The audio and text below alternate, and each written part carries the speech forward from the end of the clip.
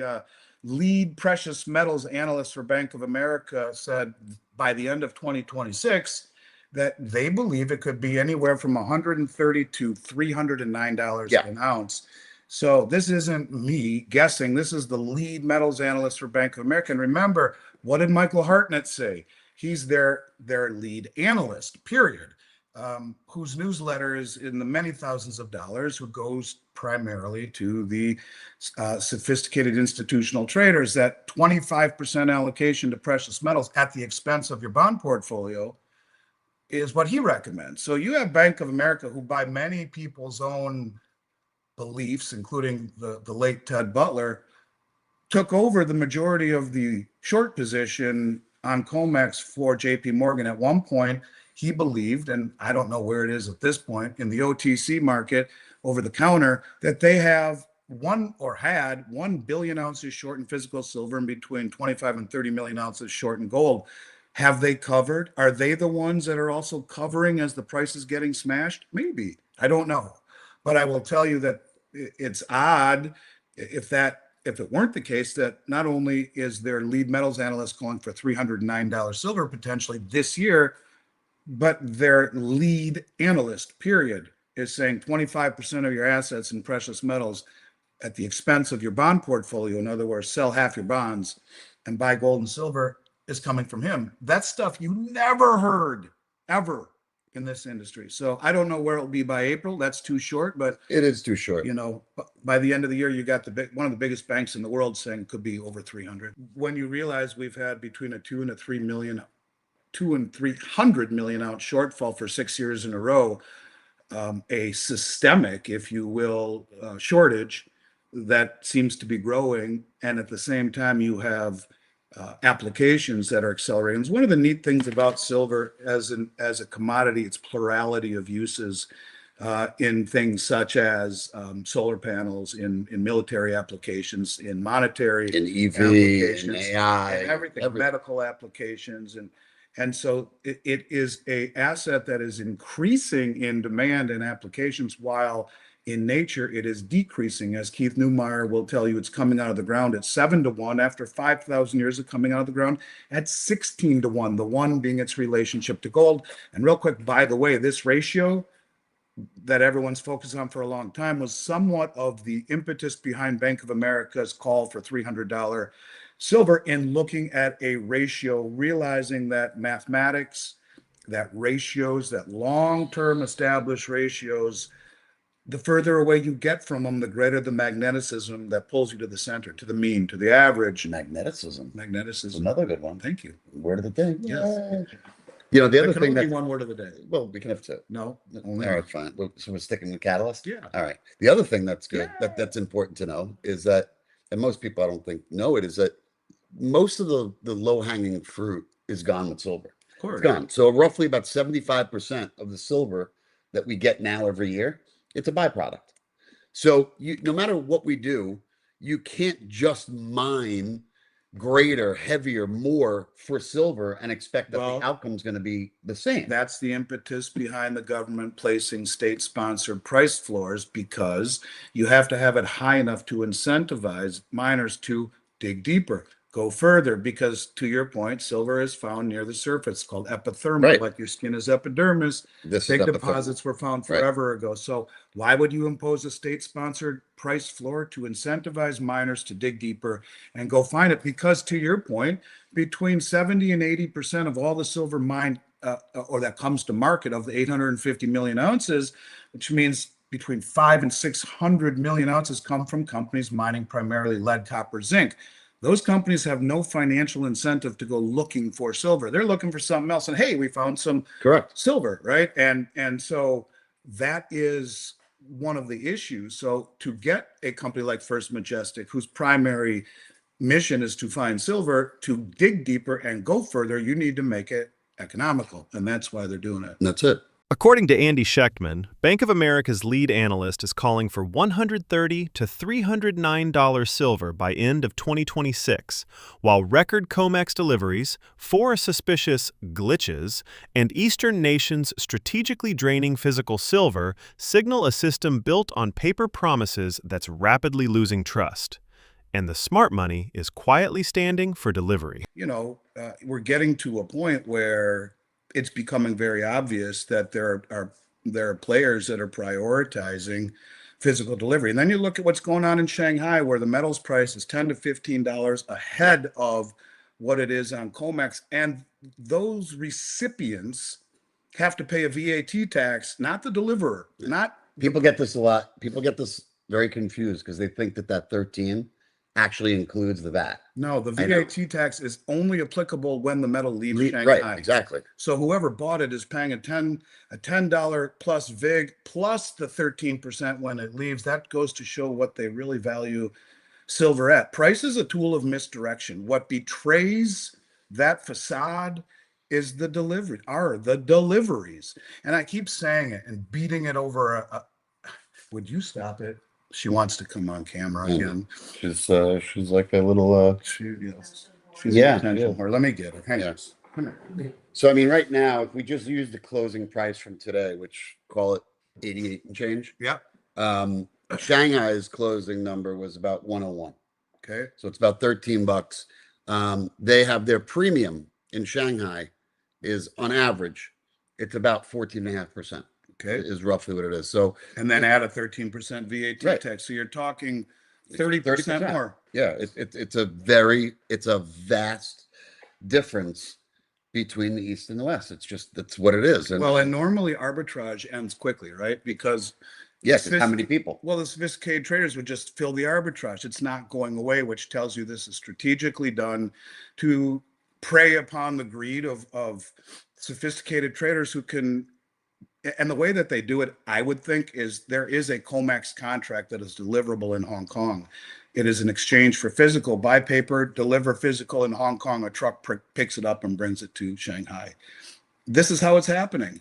But a lot of people have a hard time, Tattoo, dealing with how things don't materialize immediately. The culture that we are in is instant gambling, instant, Apple stock, instant Bitcoin, instant Nvidia, everything bang, it has to go to the moon quickly. The instant gratification not being quick enough, they're not able to see that what is being done by these traders around the world is strategically brilliant, doing it death by a million paper cuts rather than one machete to the head. Because the minute you do that, the whole system breaks and falls apart, and you haven't accomplished what you are ultimately trying to do. It's the long game versus playing against people who are very short-sighted. The fourth glitch in 3 months had anything to do with getting on sides before this happened.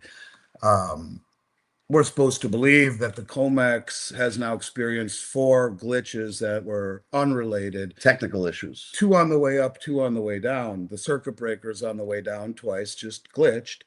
And on the way up, overheating at 11 o'clock at night on Thanksgiving Day, because obviously the traders are, working feverishly after Thanksgiving and football. And at 11 p.m., the server of all of the 1,000 commodities they trade, which of course, that they have redundancy on redundancy on redundancy on cooling and HVAC stuff in those data centers. But the thing that got me the most this time was they threw in the natural gas. They threw in that. That's to throw it. Of course. Maybe they'll think it's not isolated.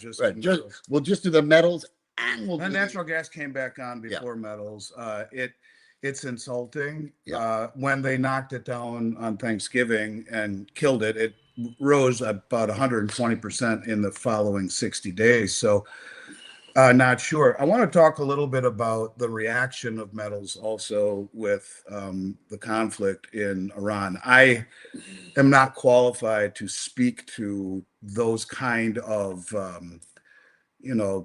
what's really behind the war. I can voice my opinion and whatnot. War sucks, period. People die, and it's a waste of money and resources, and it just it sucks. But my friend, God rest his soul, Jim Sinclair, used to say something that is very interesting. Now, I've been doing this longer than most of the people in the industry. I've been doing it since 1989. And I remember on a family vacation with my parents and my family in the Cayman Islands when the original Gulf War broke out, Desert Storm.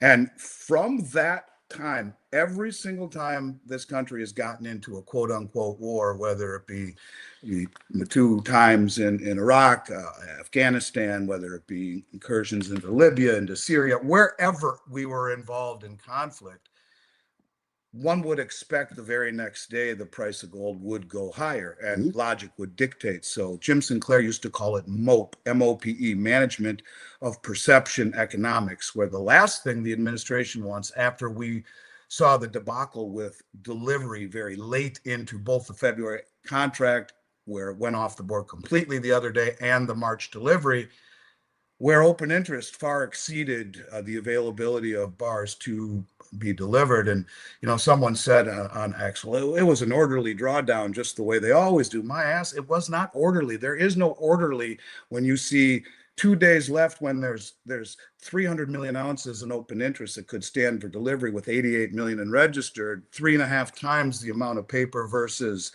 deliverable bars, where they halt the market on a glitch and claim that it's orderly. That wasn't orderly, and they smacked it on the way down the minute it opened back up. This is not orderly. This is contrived. It's desperate.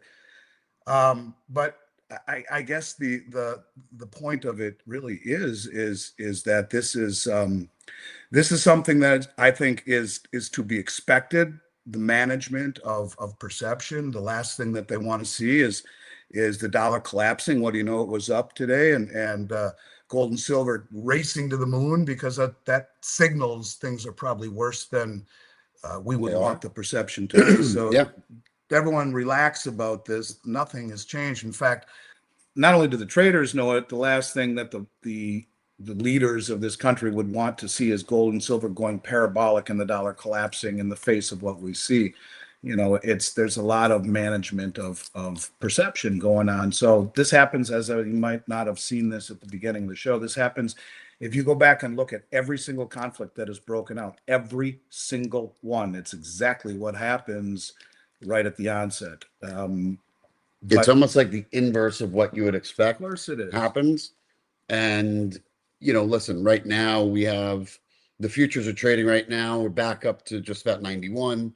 I mean, this So is all smoke and mirrors. No, it's gone nowhere. They right. knock it down, but they're not only are they expending firepower, but they are at what expense? They're losing trust in the integrity of the system. And Jim Sinclair always used to say, you beat these guys by standing for delivery. And I don't think we can do this. There was a financial advisor in Minnesota that did that with all of his clients and bought 100-ounce bars, took them off the exchange. I got to know real well in St. Paul before I left. And but I'll tell you who can do it. Sovereign entities can do it. Sovereign wealth funds can do it. Huge institutional traders can do it. And that is what is happening. So, standing for delivery, I kind of equate to when you own stock and when you own a stock and you leave it at Morgan DTCC. Stanley. Well, if you leave it in Morgan Stanley, Goldman Sachs, or any of those, and you leave them in street name, that's what gives people the ability to actually borrow the shares from Morgan Stanley or any of the brokerage firms. Which is the entire concept Correct. of the Great Taking by David That's Rogers Webb. Because when you leave your shares, as everyone does, it goes to a place called the DTCC. It's Right. where everything is Depository Trust Corp. That's right. what it is. And they then can lend it out. And it stood the case law in the great financial crisis, where if they lent it out to an entity to short, then that entity goes bankrupt and the share disappears. They're not able to pay it back, in essence, that you are subordinate to the company, the custodian who lent it out. They have primary over you, which is absolutely ridiculous, but it is true. That's the David Rogers Webb Great Taking. And if you haven't watched it, go to YouTube. They can listen to it. Yeah, it's an audiobook. Yes. Yeah. Do I think that there's an opportunity where one day that we wake up and we see silver up 20? Yeah. 100%. 50, 100. Yeah, without a doubt. So I think that it is. It's just a matter of. You're talking an asset that's never found price discovery, because going back as far as you can go, it's been held back. And I love when people say, "Do you think silver can get to 3, 4, 500?" And I always say the same thing: you can't get to 300 before you get to 200. Before you get to So 100. So for me, well, we've been to 100. So we got there. Now, in my mind is let's get to 2 and then we could start worrying about the 3s, the 4s and beyond. But Remember, right Bank now, of America says $309. I sure do. By the end of this Year. year, I they know. could see it going to. Yep. Now, that's under unusual circumstances, but so it's coming out of a big bullion bank that's saying that. All right, this is one of my favorite questions ever. Buy now or wait for a day? Cost average instead. Take Yeah. the amount that you want to buy, divide it into 2 or 3 or 4 or 5, and just start buying in increments. And here's what I would say, because we may have a little differing of opinion on this. I do. I mean, because I do dollar cost average because I buy every 2 weeks, although sometimes I get a little bit impulsive, as That's this okay. weekend, and I did it again. But I will tell you this: if you believe in both metals, and you think that longer term, it's going to be there to protect you, to be that insurance, and to be that wealth. I can tell you this, I've been in finance for 20 some odd years. Timing the market, it's a fool's game. 99%. Price takes in a bull market, price takes care of entry. It doesn't matter where you go in. Waiting for a bottom is pure luck, unless you're JP Morgan, of course, then you know how to do it. But the You rest create of your us, luck, right?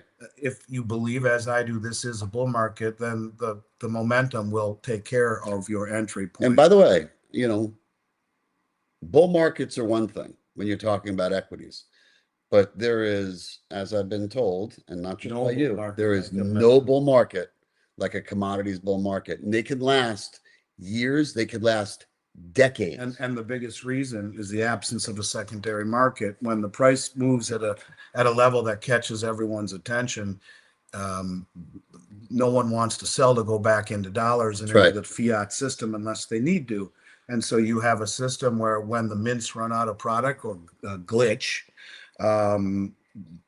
that there is a absence of investable product. And, the people who actually own gold and silver are such a small minority that if it really did expand into the mainstream, you have no idea what a bull market in this industry would look like. Yep. I don't think anybody does.